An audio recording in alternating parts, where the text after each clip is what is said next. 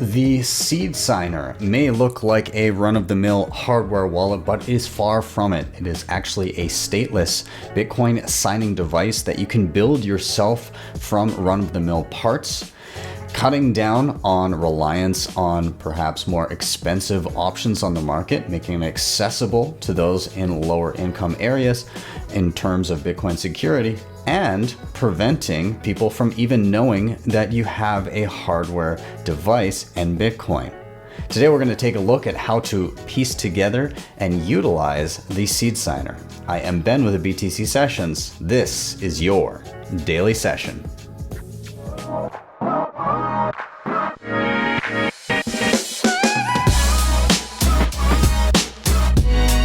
Hodl the Bitcoin.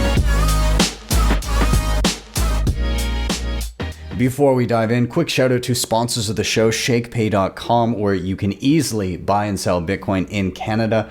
They have super easy onboarding, quick transfers with e-transfers in and out, no deposit or withdrawal fees. And if you utilize the link right down below there, you can sign up. By your first $100 worth of Bitcoin, they'll give you $30 for free. You'll then get the same kickbacks every time you refer friends and family that do the same, and you can shake your phone every single day for free sats. They also have their sats back Visa card. Be sure to check them out. Again, links are down in the show notes. Up next, we have LEDN.io, where you can use your Bitcoin for a ton of different services. For myself, it tends to be if there's ever a cash flow issue and I need dollars, but I don't want to sell my Bitcoin because, of course, that's a taxable event, then I can deposit Bitcoin here and get a loan of dollars to my bank account within 24 hours. When I pay back those dollars, I get back the same amount of Bitcoin. Now, they also have their savings accounts where you can earn up to 5.25% on your Bitcoin and 7.5% on your USDC. They also have their B2X offering, and hey, they are getting into Bitcoin-backed mortgages, which are starting to roll out in Ontario now. They are coming out across Canada and some select US states soon, so keep your eyes peeled for them and be sure to sign up using the referral link down below. You can get yourselves $10 for free using that activation code. Up next, we have Bitrefill. Super easy to live on Bitcoin with these guys. You can grab any gift card your little heart desires, and you can pay with Bitcoin, both on-chain and via Lightning Network. They are also now currently rolling out bill payments in the US. So if you want to go further down that living on Bitcoin rabbit hole and get yourself on a Bitcoin standard, this is the place to do it. Check them out, bitrefill.com. Keystone, one of my favorite and most used hardware wallets, and this thing is 100% air gapped, meaning you don't plug it into anything internet connected. It's all offline via QR code, and on top of that, I highly recommend that you upgrade to the Bitcoin only firmware, very important, and it does work beautifully with things like Blue Wallet, Spectre Wallet, Sparrow, which we're going to be dabbling in today, and pretty awesome in a multi-sig as well, so check them out. And finally, if you're backing up any important hardware wallet, you want to get it in solid steel. Today I'm going to be using some little sheets and everything, but if it was long-term storage that was not going into a tutorial, then you better believe I'd be using some metal plates like the BillFodl over at privacypros.io. Helps prevent damage from fire, water, or just accidentally discarding the thing because it's just a piece of paper sitting around the office. So be sure to check them out over at privacypros.io. With that, let's dive in. So again, let's talk a little bit about the Seedsigner. This is a device that you can piece together with run-of-the-mill parts, which are here on their website. If you go to seedsigner.com/hardware, they will show you exactly what you need. Basically a Pi Zero, a little camera, an LCD hat to go on top, an SD card, and if you want to make it look all fancy, then of course you can get yourself an enclosure, and I'll let you know which one I recommend momentarily here. On top of this, why might you want to do this? Well, the important thing that it comes to with the Seedsigner is not that everybody has to utilize a build it yourself signing device, but that anybody can. That's the important thing. And what this prevents is in a worst case scenario where all of a sudden things like Bitcoin hardware wallets and the companies associated with them were not allowed to operate perhaps in your jurisdiction, and you just couldn't get your hands on one, or perhaps you don't want people knowing that you have Bitcoin in any way, shape, or form, and you don't want that traceable, oh, this person bought a hardware wallet from this company. You don't want those pinch points. Well, when you order these little pieces, nobody knows what you're utilizing them for. So nobody would even know that you have a hardware device to sign Bitcoin transactions.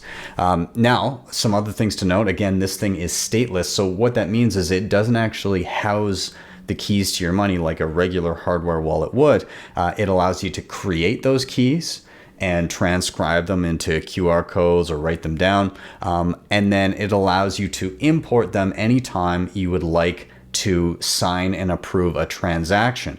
But outside of that, if somebody got a hold of this device, they have zero information about your Bitcoin. Nothing is stored on this other than the software that allows you to import a seed and sign a transaction with it. So it's basically, as I said, the term is stateless.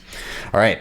In terms of prerequisites here, again, there's the list of hardware that you'd like. And then we're also going to be dealing with Sparrow Wallet today. So you can go ahead and check out Sparrow Wallet. I have a full tutorial on that. I do explain pretty much how to utilize it in the video here today.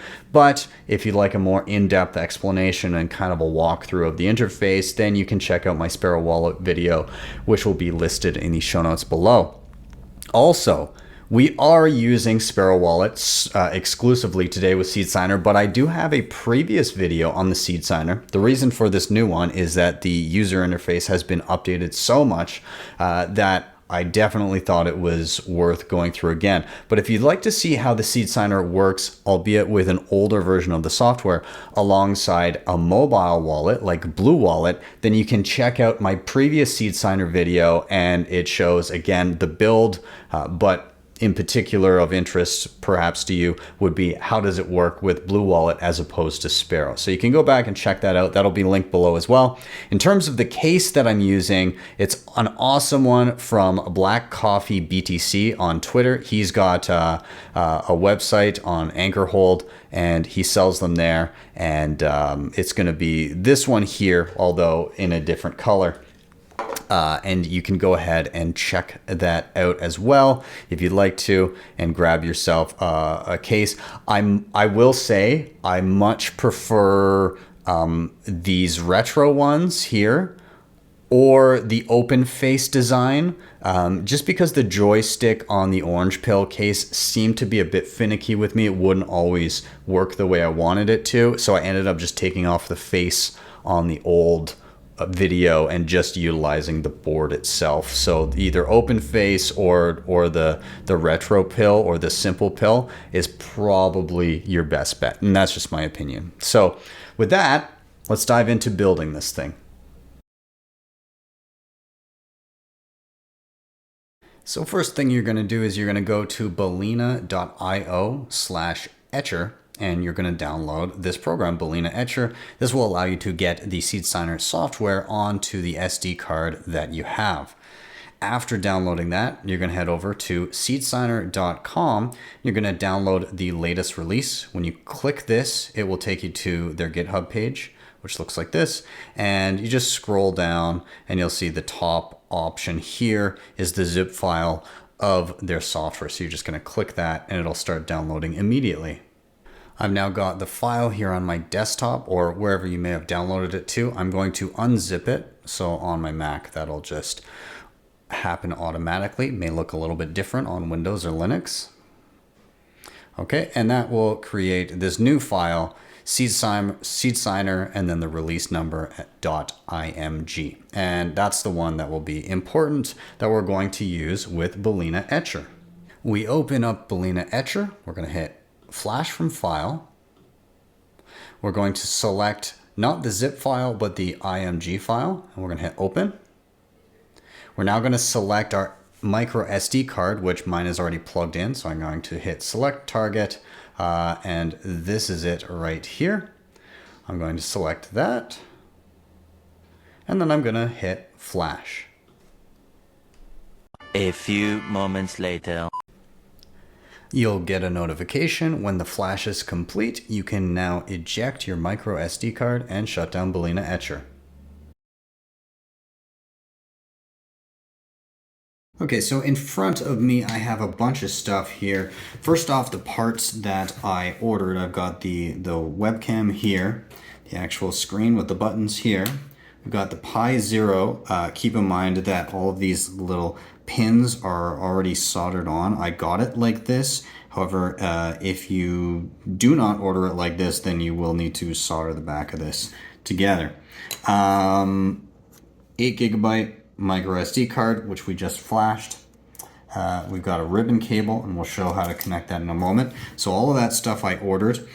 Now, I got all of this kind of as a package that I ordered from Black Coffee BTC, but this is basically just a case that all of this will go inside of, and an option for cover. I'm probably going to go we'll go the Stormtrooper route with the black and the white, and all the buttons here and screws that I will need, as well as this is how we're going to actually set up and store our private keys with these scannable QR codes that we will create momentarily. There's a bunch of them in this, by the way.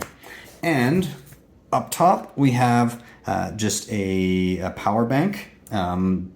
You could technically, I've heard differing things. Some people have been using the cold power from CoinKite, but I've heard in some instances it might not be enough power to actually power the device.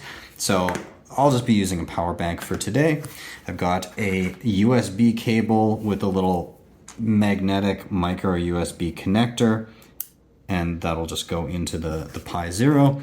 And then I've got a tiny little computer screwdriver Phillips. And that's that. So we're gonna start putting this thing together. So we're just gonna start with these items. First up, the most obvious will be the SD card that is already flashed. We're just going to insert that in the slot here. Simple. All right, up next, we're going to deal with this ribbon cable. Part is going to go into the Pi, and part is going to go into the camera. The wider end of the cable will be going into the camera, and the reflective gold side is going to be facing the same direction as the lens. So we'll turn that around so you can see what that looks like. This has this little slidable thing, and that will lock in the cable. And once it's in, we just kind of press down one side and then the other, and that locks the cable in there. I'm not pulling too hard here for the demo, but it's locked in. Okay, the other side of the Pi.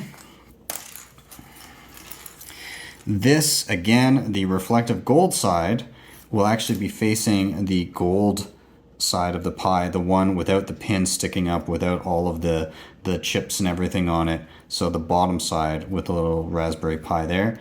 And once it's in, you just press on either side to lock it in. Give it a little tug to make sure. There you go. Okay, these are now connected. Okay, so up next we are going to deal with the screen here. All right, first thing, this is from the bag of screws that I had, by the way. We're gonna take the little directional pad, and there's just a little square spot in the back where the peg here will fit in perfectly. You'll just feel it kind of push into place. Get a good push, and then you should be able to feel it go from side to side by pressing. Don't press too hard from side to side yet until it's in the enclosure. And then on the back here, we're going to turn it around, and we're basically going to take a screw and one of these little stands and just screw it into place. And I have, of course, my little screwdriver here to tighten it as well. And we'll just do that 4 times over until they're all done. When you're finished, it will look something like this. And we're now going to take these 2 parts, and what we do is we line up the pins with the holes and just slide it together. Give it a decent push down until the stands are flush with the other board.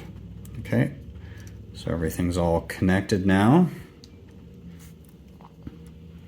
And this ribbon cable is actually going to slide in between. I'm going to slide it all the way in. Now, my ribbon cable here is quite a bit longer, so I'm going to need to double it up. So I'll do that and then I'll show you it finished.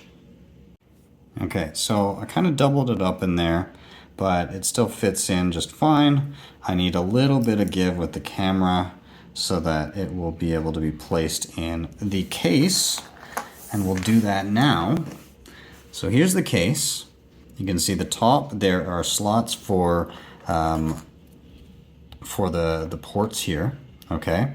So what we're gonna do first is we're gonna take the camera itself, and there's a little square slot for it. We're just gonna kind of place it in there so that it's flat. We can see the camera on the other side. And then, depending on how much give we need with the cable, we can just kind of slide this in, pull if we need, and try and get the ports so that they're going in first.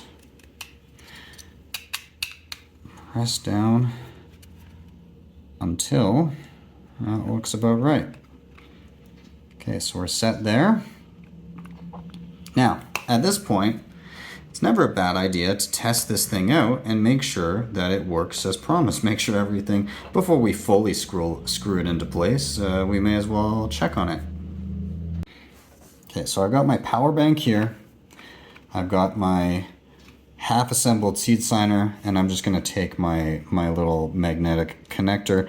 This doesn't have to be one of these magnetic connectors. It can just be a regular cord, micro USB to USB. But nonetheless, plug it in. We see light, and we'll wait for something to happen. Okay, we have action, and we're on our home screen. Now, keep in mind, it does take, I forwarded through it quicker, but it does take about 30 seconds to boot up. So just be aware, nothing wrong is happening if it takes a while, okay?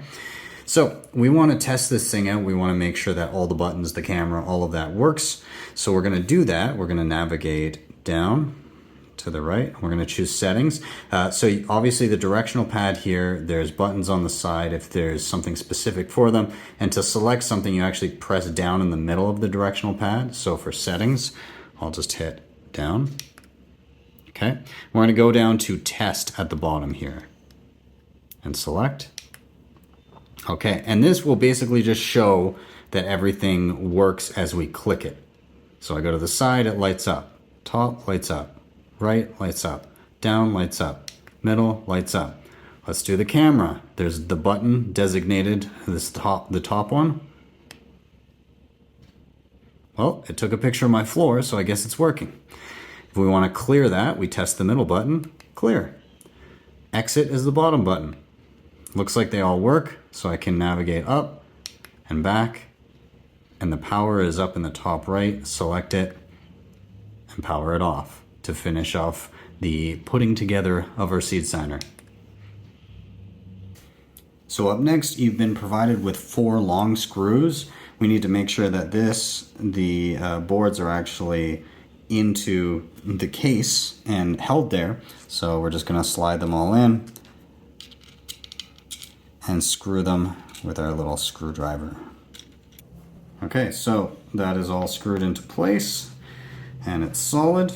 Now you've been also provided with these little buttons, and the way that you set those up is depending on the case that you're using, you just set them in here, just resting so that they're hanging out the bottom.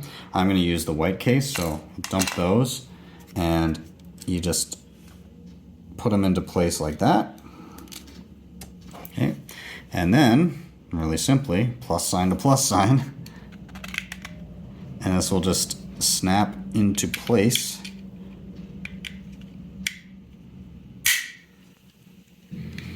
All right, there we go. Digging the black and the white.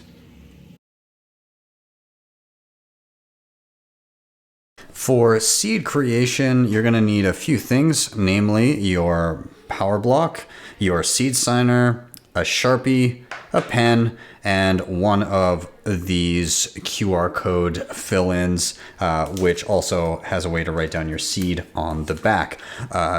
Obviously, you can also do this yourself. Seedsigner has resources on his website to be able to draw out or print out templates for QR code transcription. So I will link to that in the show notes as well. We'll put those off to the side for now. We'll use those momentarily. And let's see what we need to do on the Seedsigner itself. So here on our main screen, we're going to go to the right. We're going to select seeds, and we're going to go down to create a seed. From here, we have a few different options. All right. One with the first one is creating a new seed with your camera. This will take a snapshot of whatever you pointed at using the webcam on the back, and using random bits of information from that image that you've taken, it will generate a seed. You also have the option to do dice rolls. Effectively, you roll a dice either 50 or 99 times, depending on the length of your seed. And using that entropy that you put in, it will, again, generate your seed phrase.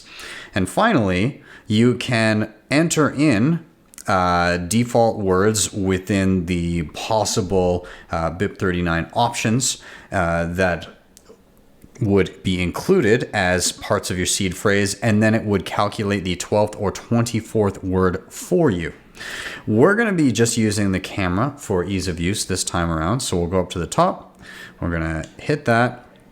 You can point this at anything, take a snapshot by clicking the joystick, and then using that image, it will now, if you tap to the right, it will create a seed phrase for you, and you can choose either 12 or 24 words. We're just going to go with 12 for now. And then it says, caution, you must keep your seed words private and away from all online devices. If you hit understand, it will continue. And here is our seed phrase. We're going to write it down on the back, on a piece of paper, or on the back of one of these QR codes. So I would say first, I would write it down on a piece of paper and then go from there. So we'll be back once we've written that down. Once you've gone through your seed phrase, it will ask you if you'd like to verify the backup. I do recommend you do this, of course. And if you hit verify, it will get you to select your word in a list of 4, and it will go through all of them, and you just navigate to whatever that word may be. So in this instance, it was car. I click the middle to select it, and then you go through all of the words. It will be out of order, and we'll come back once that's done. After going through the whole list, it will show you that your backup is now verified, and you can hit OK. This will now give you a fingerprint, and what this does is it enables you to easily identify the seed without having to verify all of the individual words whenever you're utilizing your seed signer. So once it's been imported to the device, you can just look at the fingerprint and quickly say, yeah, that's the right key that I currently need. This is also useful in Multisig when you want to know which one you're signing with, which seed you're signing with. You can refer to the fingerprint as an identification. So it's a good idea to write this down. Optionally, you can also add a passphrase. This I would recommend perhaps if you're using just single signature and you're going to have a seed phrase lying around that you're going to have to refer to regularly, particularly in the form of a QR code. It can be useful to have an additional layer of security through a passphrase. So if you're going to do that, you just go down, you hit add passphrase, and then you can type in whatever you need. Keep in mind, again, there's no way for Seedsigner or the device to recover this information once it's been powered down and powered back up. It gets rid of all of that information. So make sure it's something you're going to remember. Now, I'm not going to add a passphrase for this one. Just keep in mind, every time you load up your seed phrase, you'll have to also add the passphrase afterwards. Okay, so we'll just back out of this, and we're going to select done. Perfect. Now, this gives us another group of options. And one thing that we want to do is we will actually want to go to backup seed. and then it will allow us to view our seed words, but it will also allow us to export it as a QR code. So let's go down and see what that looks like. And again, it says, caution, never photograph it or scan it to an online device. Again, this is your private key. You don't want to give away this information. When we hit I understand, it's going to show us a QR code. And this allows us to transcribe the QR code onto one of the ones that we've been provided by Seedsigner, or perhaps you downloaded and printed it out. Notice it tells you the dimensions. And so with that, we can decipher which one we need to have, or which one of the different QR codes we need to use. So you can see this one here, each one of these blocks is 5 by 5. We can see it's 25 by 25. Well, this would only be 15 by 15, so we don't want that one. This is the correct one we want. There's 5 blocks of 5 by 5, so this is the correct size that we need. And there is one that actually has 6 blocks of 5 by 5, and we're not going to be using that one either. So this is the correct one that we're going to be utilizing. And let's look at what the transcription process is going to look like. Now, I did off screen go ahead and write the fingerprint of the seed on the front, and then I also have put the seed words for this on the back. And so this is what you would be doing with these cards here. And now we're going to take a look at the transcription process. So what we're going to do is, once we're here on this screen, we're going to hit begin. So we're just going to hit select. And this is now showing us individual blocks. So you can see 1A. And so on the card here, I can see 1A is that top square here. And they're all subdivided. And so you're going to be able to scroll from block to block and with a Sharpie dot in what is supposed to be filled in. So there's already a default square in the corner, and we can see 1A that's already filled in. So we can go to the next. And where there's dots, it actually shows you what you need to fill in. So in the 2A slot, I have 4 dots that I need to fill in. Now, you don't need to be an artist doing this. You just simply need to go in and place a little dot wherever there's supposed to be one. Make sure you try not to screw up and put it in the wrong place. And so now you can see that in block 2A, I put in the appropriate dots. They don't have to be pretty. They just have to be in the right place. And then we can scroll over to the next block and fill in the dots as we see fit. And we're going to go all the way through this entire QR code and fill in dots wherever they're supposed to be. And we'll take a look at what that looks like once we're done. All right, so it took a little while, but we have a nice looking QR code, which I've transcribed square by square from my device. And when you get to the end, you just click to exit. And then it says, would you like to confirm the seed QR? Absolutely, you definitely want to do that. So in order to confirm it, you just click, it will open up the camera, and then you simply hold in front. And once it scans, look, it scanned like magic. Again, the first time you do this, you'll be like, there's no way this is going to scan. But dots are in the right place, it scans. So this has now been transcribed. I have my QR code, my fingerprint, and my seed phrase on the back. And this is a nice, easy way to be able to import it just simply by scanning. And once I've done that, again, it's in the device. This seed will remain in the device until I power it down. Okay, so really quick, you can also discard the seed for the time being if you want from this screen. But just as an example, let's go out of here. We're at the home. We will shut down the device. We'll just power it off entirely. And so now that the power is off, we'll connect again. We'll turn it back on. And we will see that this device will start fresh with no seed phrase accessible in it, and we will import the seed phrase utilizing our QR code. So we've been able to create a seed phrase, and we'll be able to pull it back in to be able to sign transactions. And so this is the workflow that you would go through to be able to access this seed. So once we've powered up, all we're going to do from the home screen, we're just going to hit scan.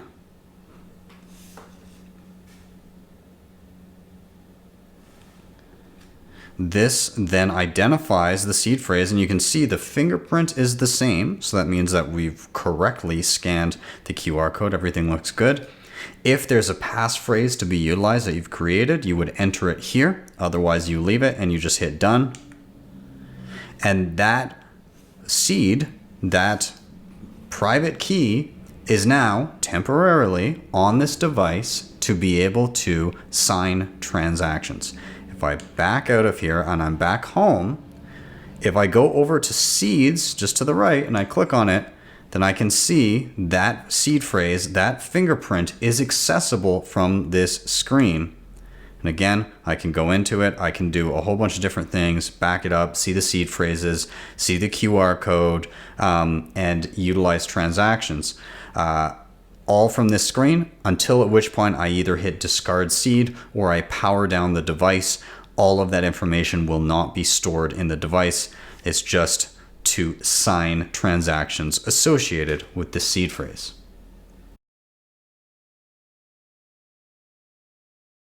So we're going to go from scratch here with the seed already created, but we're going to utilize Sparrow Wallet on desktop to create a watch-only wallet that allows us to receive transactions and then to be able to send transactions and sign them with the seed signer.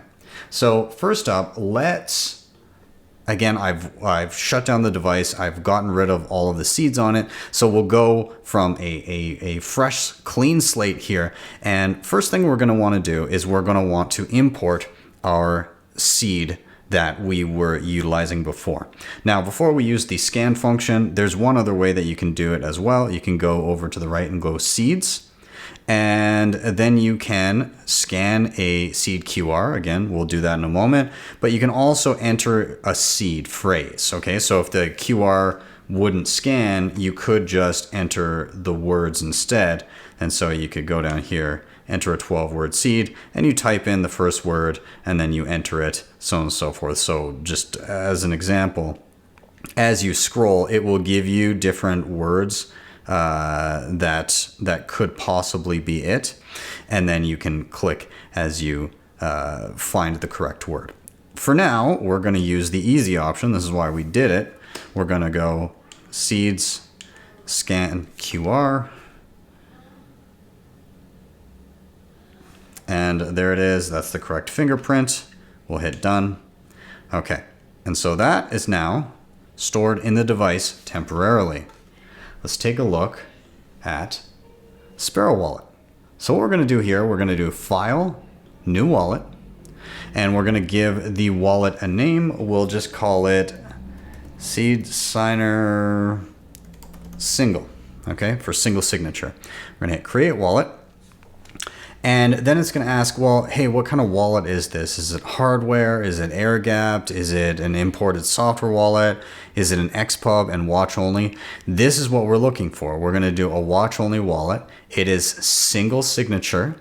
It is native SegWit. That's what we are going to set it up as. And yeah, so that's pretty much all we need to do. We're going to hit watch only. And then we just open up our camera, and we'll do that in a moment, because on the seed signer, what we need to do is we need to go to seeds. We need to select the seed we want. There's only one there right now. And then we're going to go to export XPub. Or is it going to be single sig or multisig? It is single sig for now. And then we're going to do native SegWit like I showed on Sparrow Wallet. Okay, and then it asks finally, which interface are you using? They have 4 options right now. I'm sure there will be more in the future. So we'll go down to Sparrow, And again, XPub can be used to view all future transactions. Just be aware that if anybody sees this information, then they can basically audit what's going on in your wallet at all times in the future. Okay, so I understand. And this gives us our XPub details, the fingerprint, the derivation path, and the actual XPub. And in order to export it, we click one more time, and you've got an animated QR code, which we're now going to scan on the computer. So on Sparrow Wallet, just over on the bottom right here, there's a little camera. We're going to tab that, and we're going to scan what's on our Seedsigner.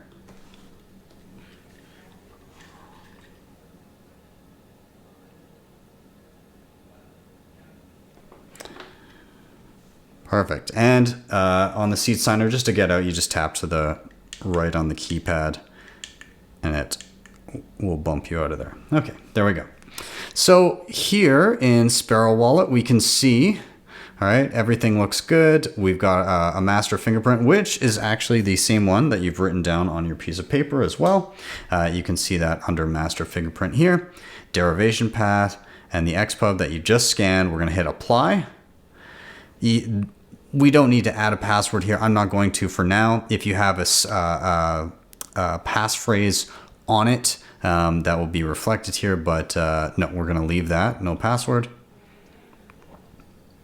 And there we go. This is our seed phrase, or XPub rather. This allows us to receive transactions, and we'll be able to actually sign and approve transactions out of this wallet using our Seedsigner. So let's say we wanted to receive some Bitcoin to our Sparrow Wallet, watch-only wallet, and all we need to do here on Sparrow is just go down to receive, and there will be a new address ready for us. If we need another new address, we can hit generate next address, but it's there both as the string of digits as well as a QR code. Now, in the ethos of Bitcoin, we've just built our own hardware wallet. We've created our own seed, but we're using an interface on a computer which could be compromised. Perhaps somebody is feeding me this QR code and it's not actually allocated to my seed. So we want to verify that this address is indeed ours. Well, it's very simple on the Seedsigner. If your seed is already on the Seedsigner, you've already scanned it in, then you can simply scan the QR code by choosing the scan button in the top left here. That opens up your camera. I'm going to lift this and scan the QR code on the computer screen right now. And then it says, hey, you're verifying an address. Select the seed to verify. There's only one on the device right now, so I'm going to select that one. And hey, it's verified. So the address on my computer screen does indeed belong to the seed phrase that is currently on my device, so it is safe to send to. So we can go ahead and do that now. I'll just hit OK and get out of that screen. So I've got a secondary wallet open here that's just on my computer for all of my testing purposes. So we're going to be sending from this other Sparrow wallet. I can toggle between the two. So I'm going to, from the Seedsigner here, I'm going to copy the address, and I'm going to jump over to my test wallet. I'm going to hit send. I will paste in the address for the Seedsigner. Oops. And we will say Seedsigner single sig test, and we'll send over 100,000 sats, and fees are low right now, so that all looks good.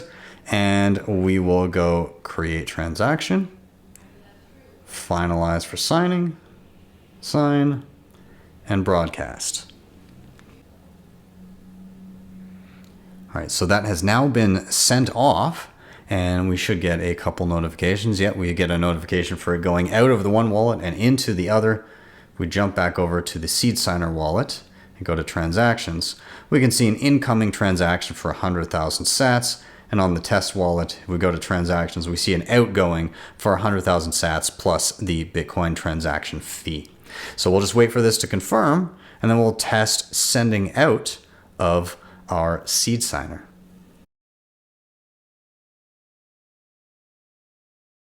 So let's say it's been some time and you would now like to send a transaction from this wallet that you had created. Again, we'll start from scratch as if you don't currently have a seed already scanned into your seed signer. All right, so I've gone ahead, I've cleared everything out here. And first, let's on Sparrow create a transaction that we'd like to send. Okay, so go to my test wallet, I'll hit receive and copy an address that we're going to be sending to. So now we're over in the actual seed signer, the key that we created or the seed that we created. We're going to go to send. Let's paste in that address that we just copied.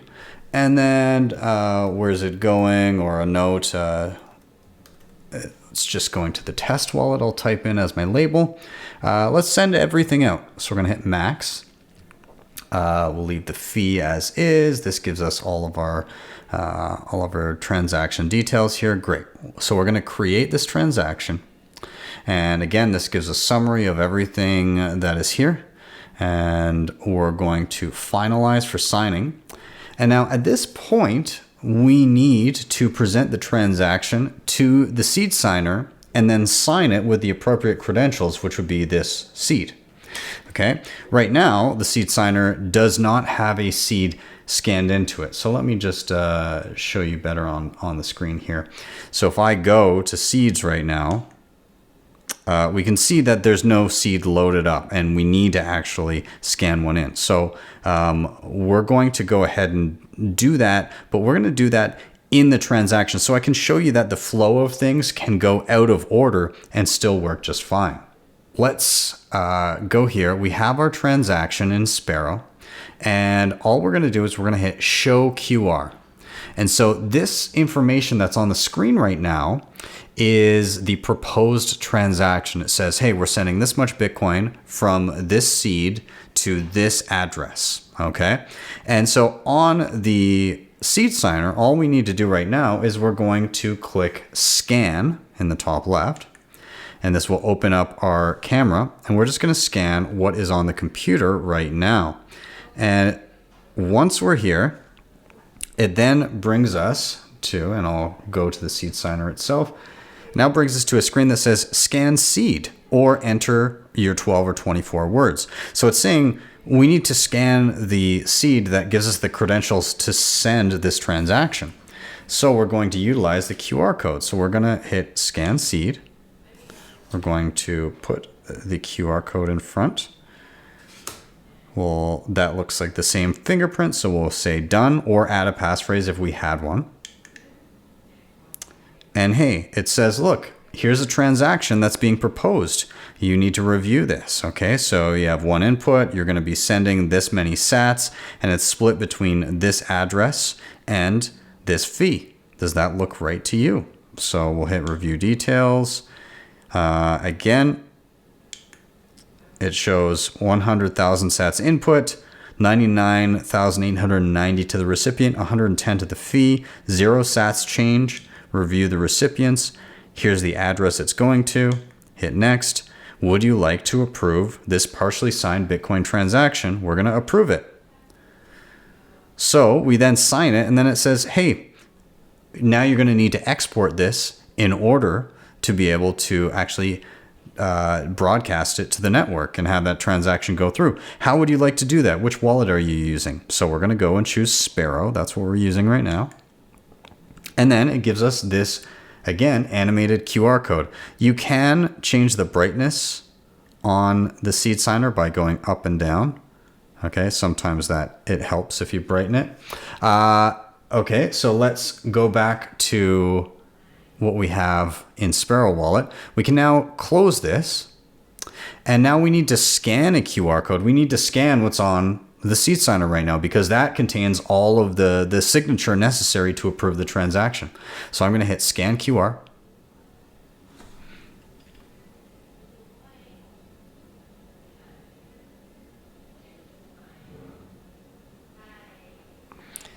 Beautiful. And now we have a signed transaction ready to broadcast. So we took the seed, we took our credentials, we approved the transaction, we put that information here on the display of the Seedsigner, and then we scanned that information to Sparrow Wallet saying, yep, we approved this, this is okay. And now we have the credentials to broadcast our transaction, which we'll do right now.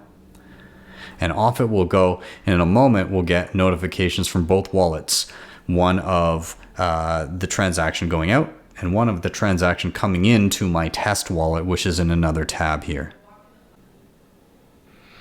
Perfect. There's our notifications.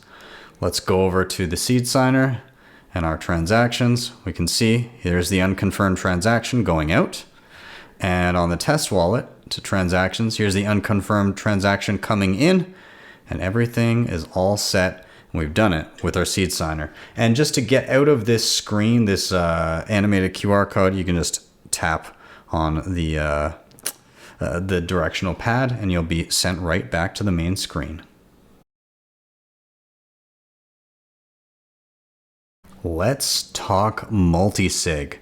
So with the Seedsigner, effectively what you're going to need to do to set up a multisig is you're going to need to create multiple seeds. Now, this can be done in a lot of different ways, depending on how you'd like to lay it out. In particular with Sparrow or with Blue Wallet or whatever interface you're using, you could have one of the seed phrases or one of the keys actually residing on your device. So perhaps you have one of the keys on Sparrow Wallet on your desktop as a hot wallet, and that's one of the signatories.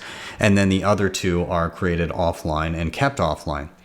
Or perhaps same thing with Blue Wallet, you could have a single signer on your mobile device and then require at least one other signature from something you've created with your Seedsigner.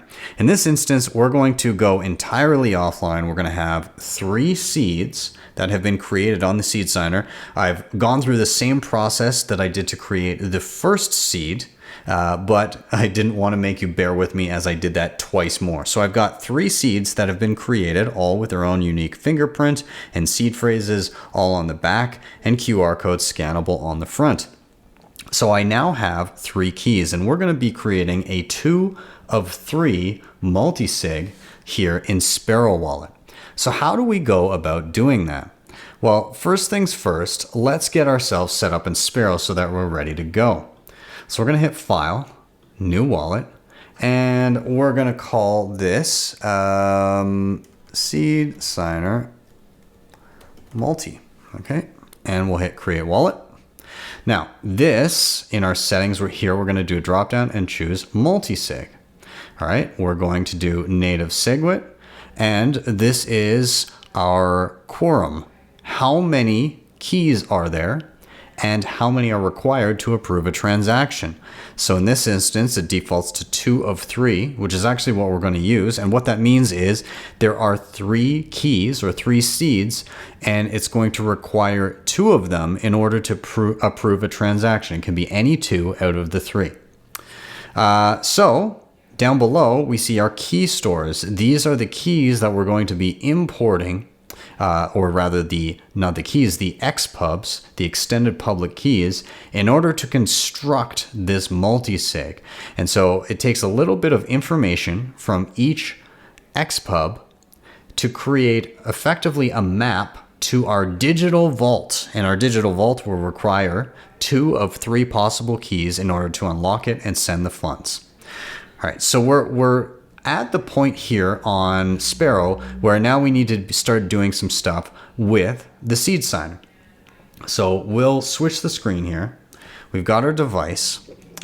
And what we're going to do is just really simply from the main screen, we're going to just start scanning our seeds. Okay, and we're just going to go from the scan screen. You can go and input the individual seed phrases.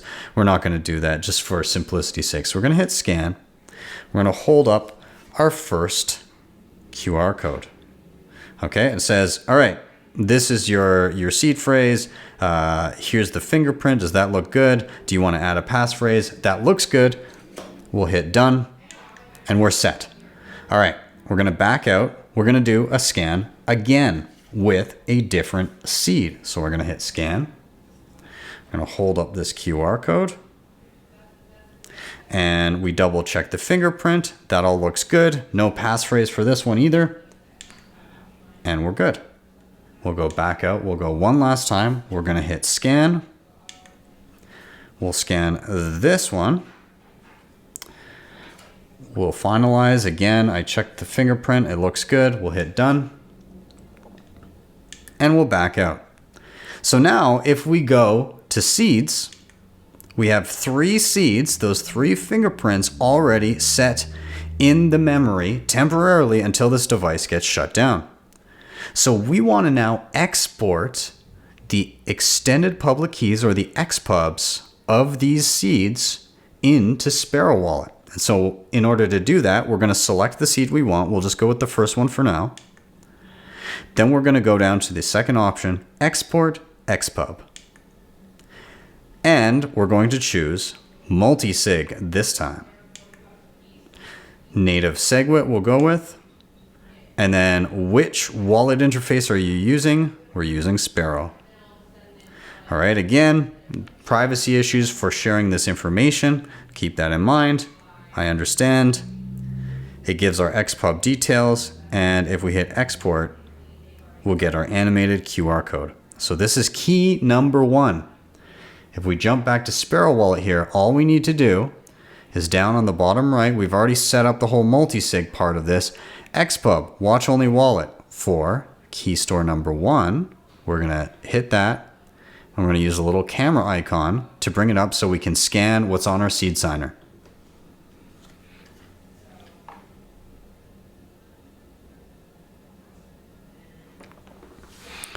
Perfect. So we're all set for key store number 1. Let's go to key store number 2, the next tab. We're going to do the same thing. So we'll just jump to the Seedsigner here. Jump over to seeds. Now we're going to do the second seed. We're going to export XPub. And again, multisig. Native SegWit on Sparrow. All right, again, privacy information. I understand. Export our XPub. There's our QR code for the next one. So I'll jump to Sparrow here. We're going to choose watch only. We're going to open the camera.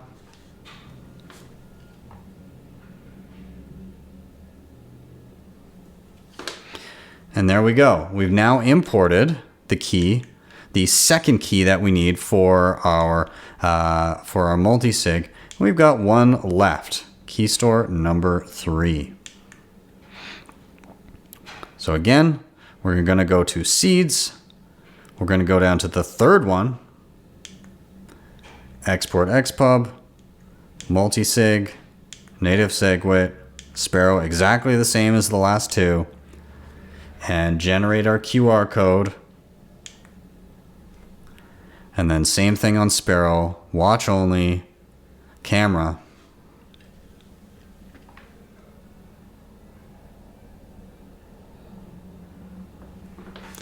Beautiful. So we now have all 3 keys, 1, 2, 3. We can see all their master fingerprints, all of the information that we needed there. And all we need to do now is hit apply.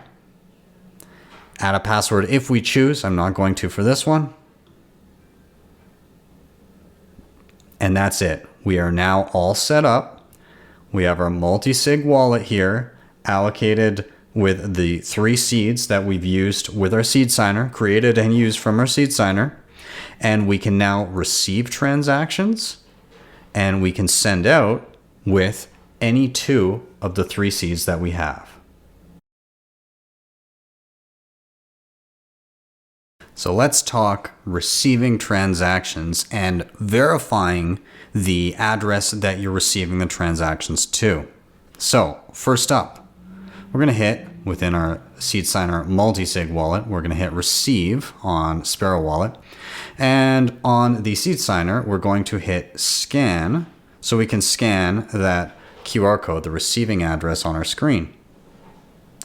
Now, this is a little bit different than what was previous to a single SIG to verify the address. We now need to scan the descriptor. Okay, we need to scan the descriptor. Now, what is the descriptor? It's the information pertaining to how this wallet is actually set up. So within Sparrow Wallet, in order to get to that, within this wallet, you're going to go down to Settings, and then under Script Policy and Descriptor, there's a little QR code, which I can now scan with my Seedsigner, and that's the top option. So we're just going to click that. Opens my camera, and I'm going to scan this QR code, this animated QR code. And now I'll just zoom in here so you can see descriptor loaded. It's a 2 of 3 with signing keys, and it gives the different fingerprints of the different signing keys. And then it says, do you want to verify that address that you were looking at? I'm going to say yes. All right. And then it says address verified. It is a good address allocated to this multisig, and it looks like we are all set, ready to go. So we can safely send to that address. So we're going to do that on the main screen here. I can now get rid of this descriptor there. We'll go back to receive, and this is our receiving address, so we'll just copy that. We'll go to the test wallet, we'll send a transaction, paste in that address. Seedsigner multi-test. We'll do 100,000 sats. All right, if that looks all good, we'll say create transaction, finalize, sign, and broadcast. And so this will go out of my test wallet and into the multisig that we have created on Sparrow. And there are our notifications for the transaction going out and coming in. So if we go over to, we'll just exit out of the transaction here, but Seedsigner, we have an incoming transaction, or rather we have a test wallet, the outgoing transaction going to our Seedsigner. And if we go to transactions in our multisig, we see the incoming transaction for 100,000 sats right there. So as soon as that's confirmed, we can then see how to actually spend.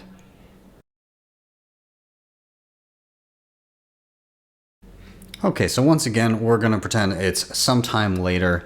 You now want to create a transaction with this now multisig wallet and use your Seedsigner to approve it. Well, it's much the same flow, just more of the same in a single transaction. So let's go over to our test wallet, and we'll hit receive, and we'll get an address that we want to send to. Then we'll go to our Seedsigner multisig wallet. We're going to hit send. We're going to paste in that address. We'll say it's going back to the test wallet. And we'll choose our amount. We're going to spend all of it back minus the transaction fee. And we're going to create the transaction. We're going to finalize it for signing. And at this point, again, we're going to hit show QR code. And this is the animated QR code that shows what the transaction is, what we're trying to approve. So just on the Seedsigner, again, really simple. We're just going to choose scan. And we'll scan the QR code on the screen here. It takes a moment to get it all. All right. And as I said before, previously, we've long since removed our seeds from the device. We've restarted it and everything. So there's no seeds already there to approve. So we're just going to scan the first one here. We're going to hit scan a seed. We're going to scan that QR code. And it shows the fingerprint. That looks right to me. I'm going to hit done. And at this point, it's saying, hey, this is what you're doing. This is reviewing the partially signed Bitcoin transaction that was created. We'll review the details. Again, privacy caution, 100,000 sats, go 99,854 going to the recipient, the rest going to the fee, 0 sats change. Review the receiving address. And then if we're going to approve it, we do. And then which wallet do you want to export this transaction to? Sparrow Wallet, and there's our QR code. So back in Sparrow Wallet, we're going to close out that animated QR. and we're going to scan the one we have on our device.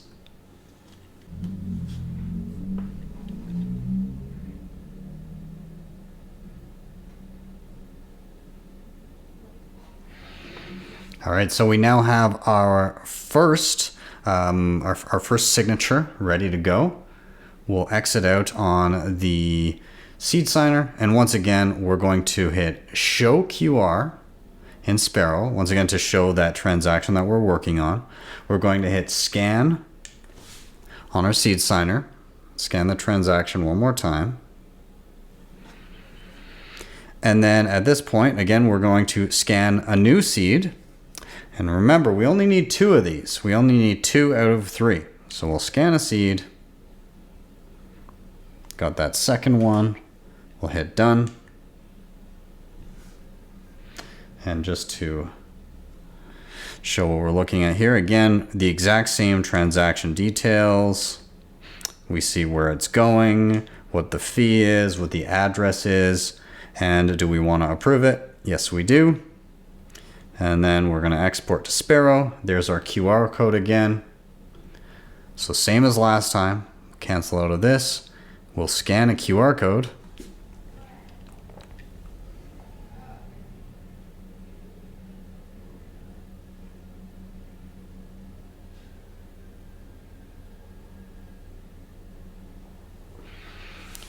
And there we go. We now have 2 signatures out of the possible 3 that we could have in order to approve this transaction. We can now hit broadcast, and off it will go, and we'll get a couple notifications, one of it going out from this wallet, one of it going into the other one. And there's our notifications. Let's check out the Seedsigner, go to transactions. There is the transaction going out. And if we go to our test wallet, go to transactions, there's the new transaction coming in. We have successfully created and signed a multisig transaction with our Seedsigner.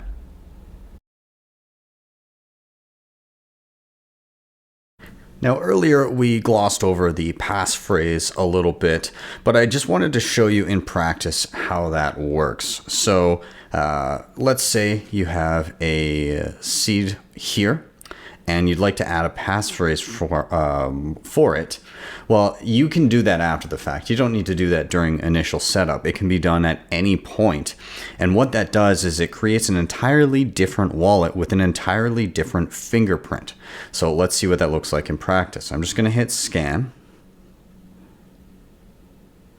And that identifies this seed as the same one here because of the fingerprint. Now, if I choose add a passphrase, and we just type in one, let's just use the passphrase test. And then to select, say you're done, you just hit the button here for the green check mark. And then it says, hey, this changes the fingerprint from D07, so on and so forth, to 32A, so keep on going. So the way this would be used is, if you were worried about this piece of information lying around because it would give people access to the funds therein, then you can attach a passphrase to it, which changes the fingerprint. And then you would maybe make note of the fingerprint elsewhere, or make note of the fingerprint here and just leave a note for yourself, passphrase attached, or however you want to do it. Maybe you don't want to let people know that there's a passphrase attached, and every time they scan it, they just get frustrated because it's not the right fingerprint and there's no funds allocated to it. So you can do this a lot of different ways. You could leave some funds on just the plain seed as a decoy, and then maybe have a note that only you would recognize as, oh, there's a passphrase associated with this and I know what it is. So regardless, if I type in the passphrase incorrectly and I see the fingerprint is not the one that I need, then I can go back and edit it. If I see this is the correct fingerprint for the passphrase that I meant to use, I just go, I hit done, and now I can manipulate this seed to do whatever I need it to do. Approve transactions, send them off, and then or export the XPub of this specific passphrase encrypted seed. I can back it up, or I can just discard it entirely if I'm done with it. So this is how it would work. It creates an entirely different wallet. If you're dealing with this seed and a passphrase attached, then if you want to utilize it with Sparrow Wallet, you would have to export the XPub after you've attached the passphrase to it, so that the wallet knows to monitor the incoming transactions for this seed plus the passphrase. Okay, so again, it creates an entirely different wallet when you've added a passphrase, and you can also use the seed without the passphrase as a decoy wallet if you see fit. And one final thing to note, attaching a passphrase to your seed here has nothing to do with the password option that we saw within Sparrow Wallet itself. The password option in Sparrow Wallet is just to open access to that interface for that particular wallet in Sparrow. It has nothing to do with the passphrase protecting this seed and making a different wallet. It is just an access mechanism on your computer if you don't want somebody to be able to go in and audit your transactions and see what you've been doing without that password. Let's just take a quick look at some of the additional settings in the Seedsigner here. So if we go down to settings in the bottom right, persistent settings. This just means that any settings that you change will remain persistent even when you shut down the device entirely, okay? So right now that is disabled. This basically is a blank slate every time I start it up, but I can change that if I want it to remain persistent. Coordinator software, so you can disable some of these as an option, like if you don't use maybe Nunchuck or Spectre or Sparrow or whatever it may be, you can uncheck them so they don't show up as an option. Denomination display, you can have it as Bitcoin only, you can have it just denominated in sats, or you can have a Bitcoin/sats hybrid, so it shows both, or you can have a threshold where if it's below a certain number, then it shows as sats, okay? Advanced. So the network, you can be using testnet if you choose to play around a little bit.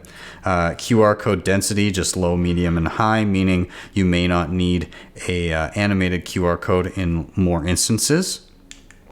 Export XPub, you can actually disable that if you don't want that possibility.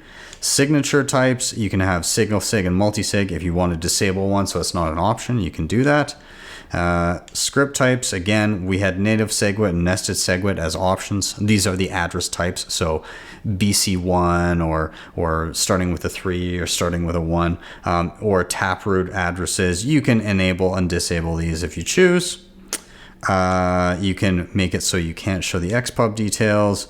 Passphrases, you can have them enabled, disabled, or required. You can change your camera rotation. There's a whole bunch of different stuff. You can turn off the warnings and the partner logos. All of that stuff is available here. And if you want those settings to remain changed, then you want to turn on those persistent settings that we saw from the main settings here.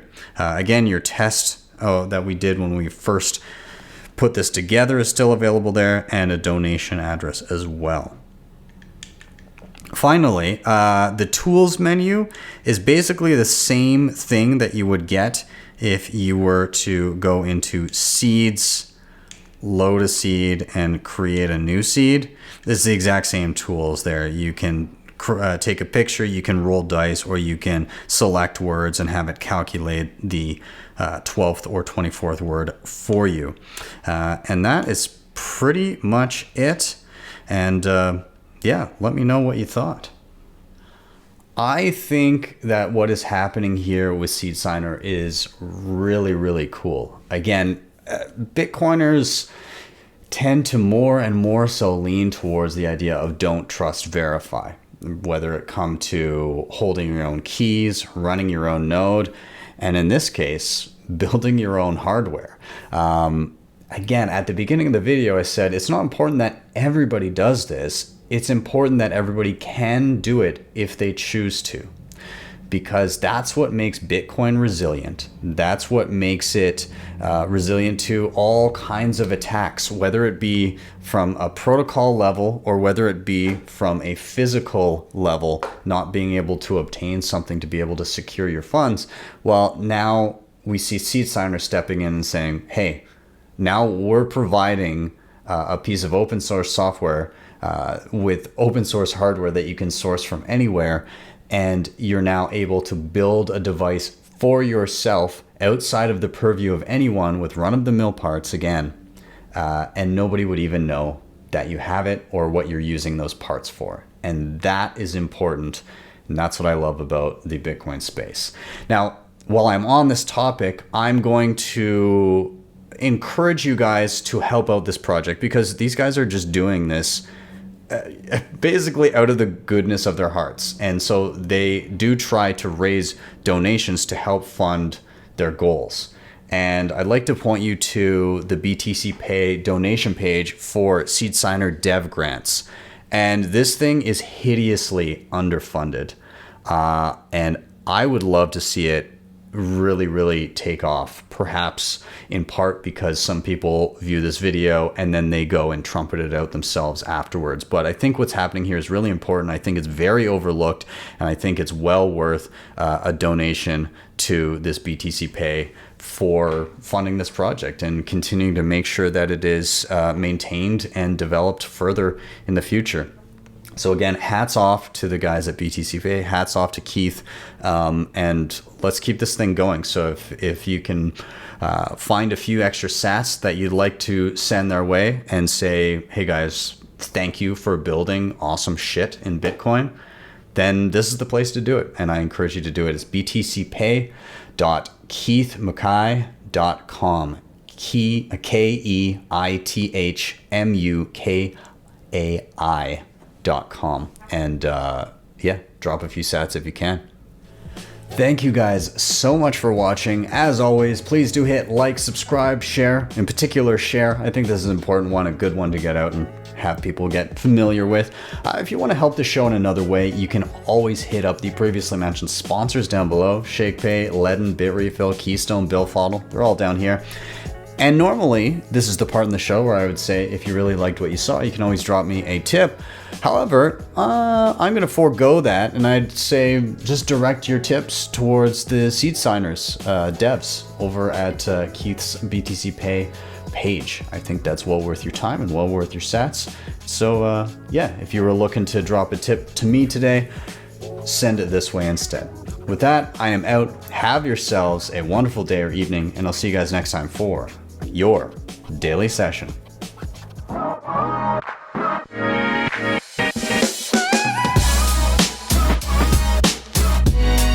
Hodl the Bitcoin.